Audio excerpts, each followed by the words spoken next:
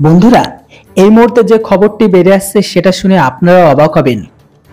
ইরাকের নেতাকে খুব খারাপ মানুষ বলে উল্লেখ করলে এবার এনসিইআরটির বইতে বিতর্ক গেল তুঙ্গে। হ্যাঁ বন্ধুরা, এটা একদম সত্য কথা।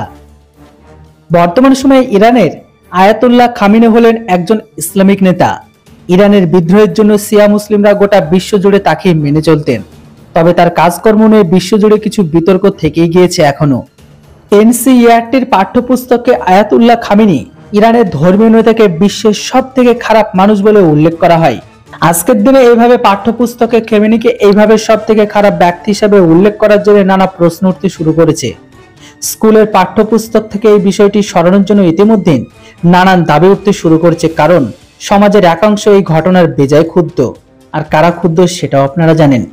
তবে সেই বইতে খামেনিকে হিংসা ছড়ানোর জন্য অন্যতম কারিগর বলে দাবি করা হয়। আল্লাহর উপর তার বিশ্বাস নেই।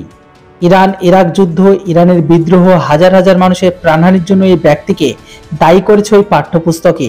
এই ঘটনায় শিয়া পার্সোনালের ল বোর্ডের জেনারেল সেক্রেটারি ইয়াসুব আব্বাস এভাবে খামেনির বদনাম করা নিয়ে আপত্তি তুলেছে।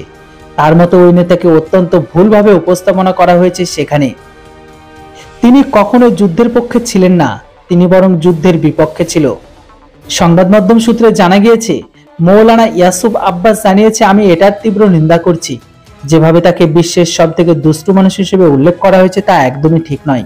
আমি আবেদন করছি অবিলম্বে শিক্ষা মন্ত্রকের এই অংশটা বাদ দিতে হবে, না হলে বিরাট আন্দোলন হবে। আয়াতুল্লাহ খামেনি হলেন একজন ইসলামিক নেতা। ইরানের বিদ্রোহের জন্য শিয়া মুসলিম গোটা বিশ্বজুড়ে তাকে মেনে চলতেন।